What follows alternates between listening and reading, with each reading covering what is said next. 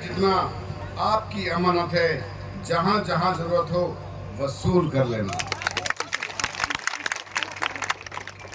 सबसे पहले मंच पे आसीन मेरे बहुत सीनियर साथी बैठे हैं, खासकर चौधरी हुसैना जी, चौधरी आलम जी और चौधरी जब्बार जी। शाम हो जाएगी लेते लेते, इतने सीनियर साथी हैं। सम्मानित मंच, इस प्रोग्राम में आए खासकर मेरे नौजवान साथियों, पिता समान बुजुर्गों और प्यारे बच्चों, सबसे पहले मैं यहाँ के मौजूदा सरपंच और उसकी टीम का धन्यवाद करना चाहता हूँ, जिन्होंने इतनी बड़ी मेहनत करके भी इतना बड़ा प्रोग्राम करा जिसकी मुझे उम्मीद भी नहीं थी। सबसे पहले मैं उसको इस बात की मुबारकबाद देता हूँ, उसका धन्यवाद करता हूँ। साथियों, मेरे से पहले हाजी अरसान ने सब कुछ आपको बता दिया कि देश में किस तरह के हालात हैं। जब जब बीजेपी सत्ता में आई है तब तब इन्होंने छत्तीस बिरादरी को लड़ाने का काम किया है, हिंदू मुस्लिम को लड़ाने का काम किया है। इनका कभी ध्यान विकास की तरफ नहीं होता। जब इनको अपनी जो मंजिल में या आराम से पास हो जाते हैं, कामयाब हो जाते हैं, फिर इनको जनता की परवाह नहीं होती।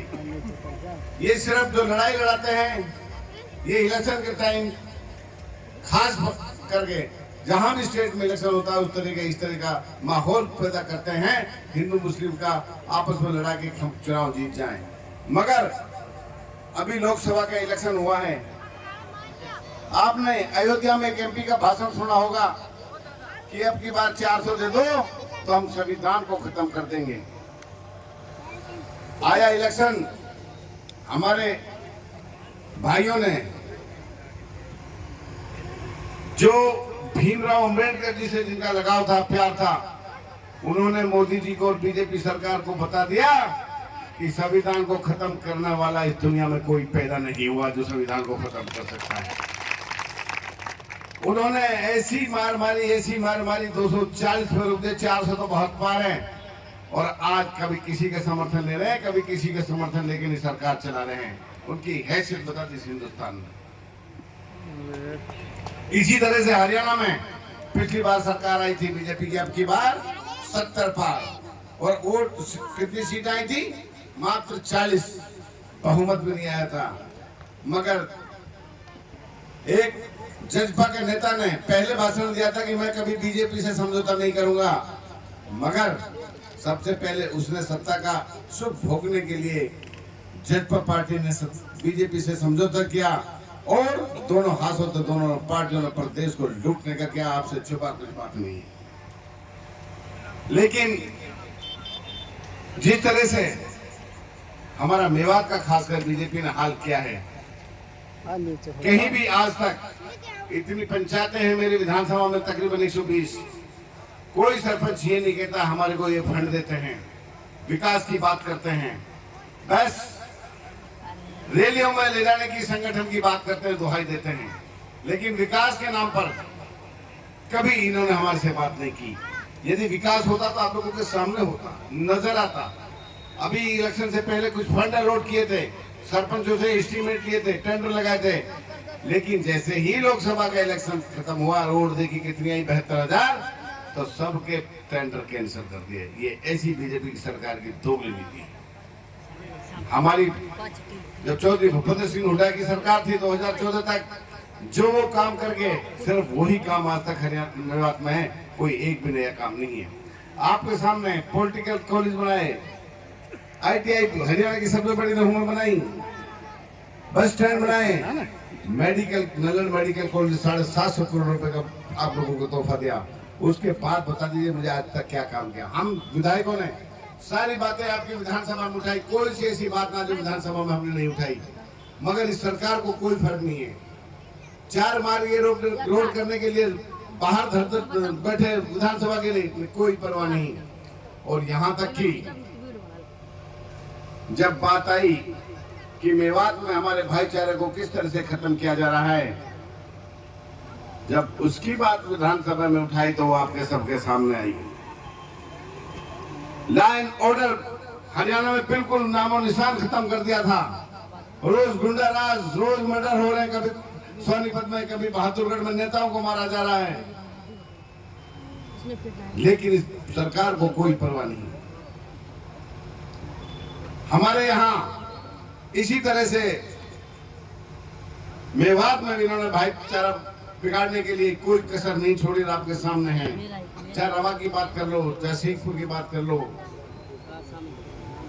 मगर जब मैंने ये विधानसभा में बात उठाई थी, कोई गलत बात हो तो कोई हाथ खड़ा होकर कर दे, नहीं तो बहुत नेता या बीजेपी के ये कहते हैं कि विधायक ने गलत बात उठाई, कोई उसका एक भी समर्थन कर दे कि विधायक ने कोई गलत बात उठाई थी। गलत उठाई थी क्या? अन्याय नहीं हुआ हमारे साथ?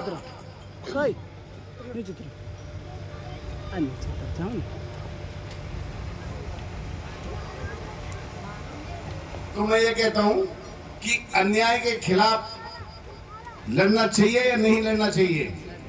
लड़ना चाहिए ना। तो मैंने आपकी वो लड़ाई लड़ी थी जो मेवात में ये अन्याय कर रहे थे, रोज की रोज सरकारी गाड़ियों में घूम करके नहीं, हमारे बच्चों को रोज की रोज तंग किया जा रहा था। जब मैंने विधानसभा में ये भी बात कही, सरकार के पास सारा तंत्र है, जो कोई हमारा आदमी गलत है उसके ऊपर कानूनी कार्रवाई करो, और कोई गलत काम हमारा आदमी करता है तो हम उसकी कड़े शब्दों में निंदा करते हैं। नहीं, कि ये नहीं चाहते कि भाईचारा बना रहे, लेकिन जब बात इनसे बनी नहीं तो किसी न किसी बहाने से इन्होंने ना डीसी ऑफिस में ना एसपी ऑफिस में सबकी कर दी छुट्टी। और जो 31 जुलाई का मामला हुआ, आप उससे छुपा नहीं है, जो नहीं होना चाहिए तो बहुत गलत हुआ। जो हमारे 36 बरादरी को जो मैसेज दिया, इसको हमारी मेवात की जनता भाजपा सरकार को कभी माफ नहीं करेगी। मेरे को डर नहीं है। इन्होंने छोटे केसों में मेरे जो साथी जो गरीब बच्चे फंसाए हैं, नगीना का एक लड़का जो 70% विकलांग है, उसमें 17 केस इन्होंने बनाए हैं। और कहा है पाटन उदयपुरी, कोई बात नहीं हुई। वहां तक भी जो भाजपा के जहां लोग को लेता है, जिनको उन्होंने वोट नहीं दी, उन पर भी केस दर्ज करवाए। मगर हमारे साथी इतने मजबूत हैं कि वो डरने वाले नहीं है, केसों से नहीं डरते। ये तो क्या केस है, तो से भी हमारे आदमी नहीं डरते। आपकी सारी बातें विधानसभा में उठाई, इंशाअल्लाह कोई मसला आया 36 बिरादरी पे कोई आ जाए मेवात में, तो उस हर बात को विधानसभा में जोर शोर से उठाऊंगा। ये वादा है मेरा इस मंच के माध्यम से। मेरा आप कहूं कि मेरा अपना कुछ नहीं था। अरे जब तुम जिंदा हो तो मैं जिंदा हूं, मेरी कौम जिंदा है तो मैं बचा हूं। मेरी जब कौम ही नहीं रहेगी तो मैं कहां जिंदा रहूंगा। मैंने कौम के खातिर जो बात कही थी, और ये फिर दोहरा रहा हूं, हमारी कौम में 36 बिरादरी आती है, हम अकेले में नहीं आते, याद रखना आप लोग। कोई नहीं। अब मैं ये कहूंगा कि सरकार 8 तारीख को बदल रही है इंशाल्लाह। जो ये सारे मसले हुए हैं, मुख्यमंत्री से बात बैठ करके ये सारे मसलों का हल किया जाएगा, और इंशाल्लाह हम सबको न्याय मिलेगा, ये मुझे खुदा से पूरी उम्मीद है। आपको खूब पता है मेवात में हमारे एजुकेशन का कितना बुरा हाल है। हमारे बच्चे रोहतक, सिरसा, कुरुक्षेत्र, जींद तक जाते हैं, जहाँ दो यूनिवर्सिटी है एक शहर में, और हमारे पास एक यूनिवर्सिटी नहीं है। मैंने 700 एकड़ लैंड का रेजुलेशन दिया मुख्यमंत्री को विधानसभा में, मगर आज तक इन्होंने कोई मंजूरी नहीं दी। पिछले महीने चौधरी भूपेंद्र सिंह हुड्डा आए थे नमू में, तो मैंने 3 मांगे रखी थी। एक तो स्टेट यूनिवर्सिटी, एक नेशनल हाईवे 248 को 4 मांगे, एक मेवात केनाल। तो मुख्यमंत्री जी ने कहा था, चौधरी भूपेंद्र सिंह हुड्डा जो पूर्व मुख्यमंत्री हरियाणा के, कि पहली कदम से मुख्यमंत्री बनते मेवात की 3 मांगे मंजूर होंगी आप लोगों को, जो मील का पत्थर साबित होंगे मेवात के एजुकेशन में सबसे बड़ी। मैं ज्यादा नहीं कहूंगा, इतना ही कहूंगा, मुझे बहुत लेट हो रहा हूं।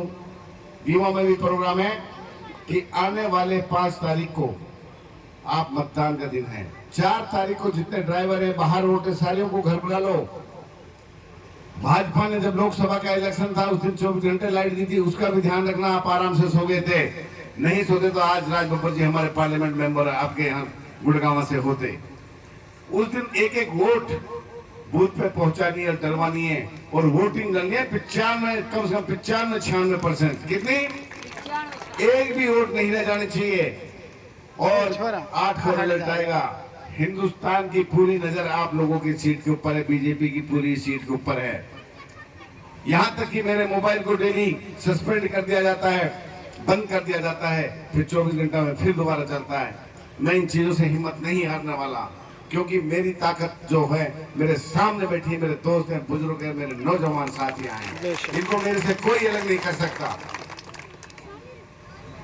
मैं ये कहता हूं कि 8 तारीख को जब रिजल्ट आए तो हिंदुस्तान को ये पता लगना चाहिए, जब भी स्क्रीन पाएगा कि मामन खान कितनी वोटों से जीता है, जब सबसे ज्यादा वोटों से जीतेगा तो ये सारा देश कहेगा कि हाँ, विधायक ने जो विधानसभा में बात उठाई थी अपने मेवात के लिए, वो बिल्कुल सही थी और मेवात के भाइयों ने उस पर मोहर लगा दी है।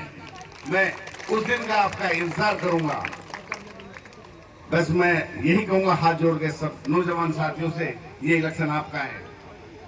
मैंने तो आपकी इज्जत पूरे हिंदुस्तान में रखी थी, उसके साथ साथ पूरा हिंदुस्तान मेवात को जानता है कि मेवात वासी कहाँ बसते हैं, मेवात कहाँ है। आने वाले 5 तारीख को आप मेरी इज्जत रख देना, मैं आपका हमेशा सदैव रहूंगा। और ये आपका भाई, जब भी आपको मेरी कुर्बानी की जरूरत पड़े, जब भी जहां मेरे खून की जरूरत पड़े, 24 घंटा इंशाअल्लाह अपने हर भाई के साथ खड़ा हूं। जय हिंद, जय भारत।